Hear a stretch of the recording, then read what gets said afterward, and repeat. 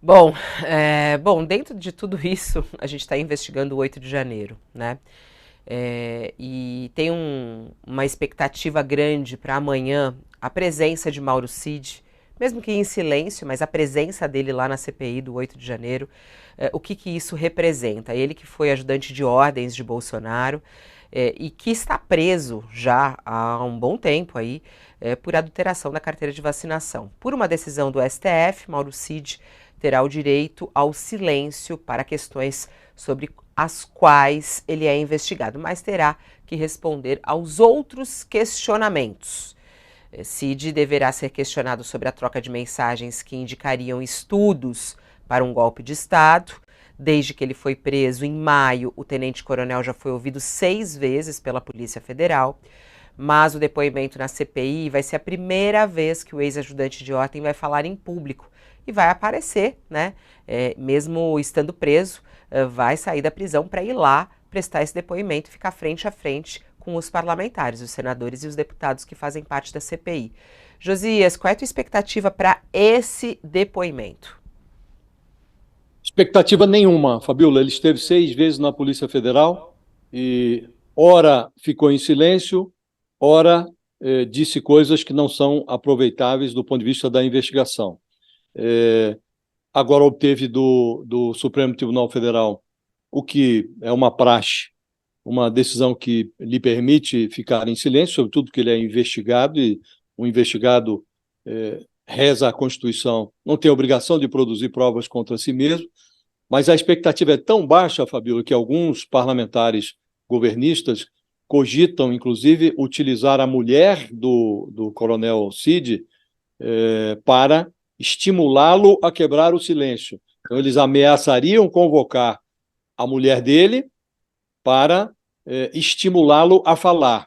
Para não convocar a mulher, ele teria que falar na CPI, o que me parece também um jogo muito rasteiro, né?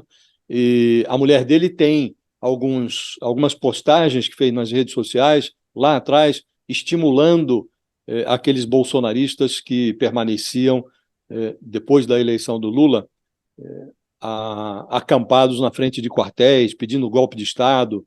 Então, há postagens dela nas redes sociais estimulando essa gente. E alguns governistas cogitam utilizar essas postagens como pretexto para levar a mulher do Mauro Cid à CPI. E, com isso, forçá-lo a falar. Isso me parece, num português claro, chantagem, né? Então, estão chantageando o coronel para ver se arrancam dele alguma coisa. Agora, ainda que ele não diga nada, acho que a presença dele na CPI é importante, porque a exposição do personagem ela é relevante até para mostrar o constrangimento a que chegamos. Constrangimento é, absolutamente demonstrado na figura de um ex-ajudante de ordens, um sujeito que estava com uma carreira militar que apontava para o generalato, ia comandar um grupo de elite do Exército sediado em Goiânia. Este personagem, a partir da quebra do sigilo do seu aparelho celular, se revelou um militar absolutamente desqualificado.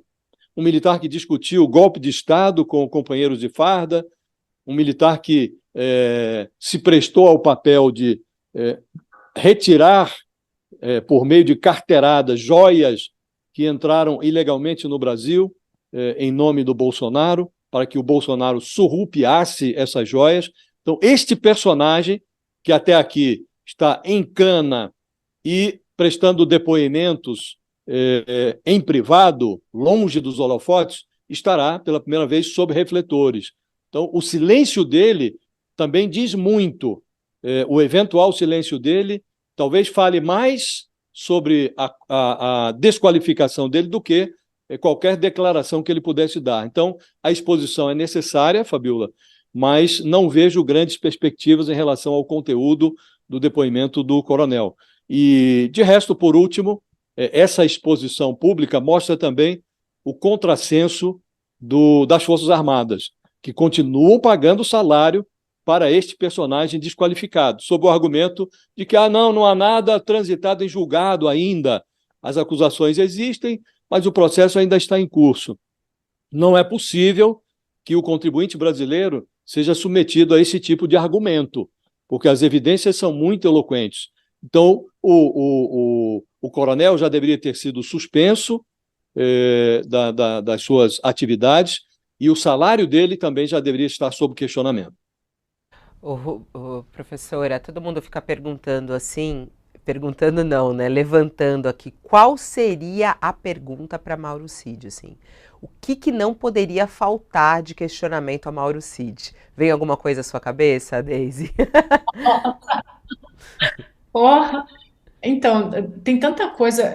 Eu acho que seria muito positivo se ele falasse.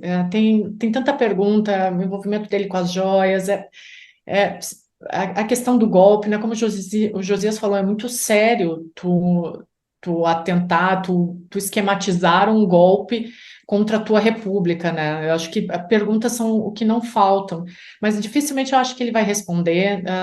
Isso vai passar muito mais pelo silêncio dele. Eu nem sei, sabe, Josias, acho que diante de tantas perguntas importantes, eu não sei se o silêncio dele vai falar tanto dessa vez.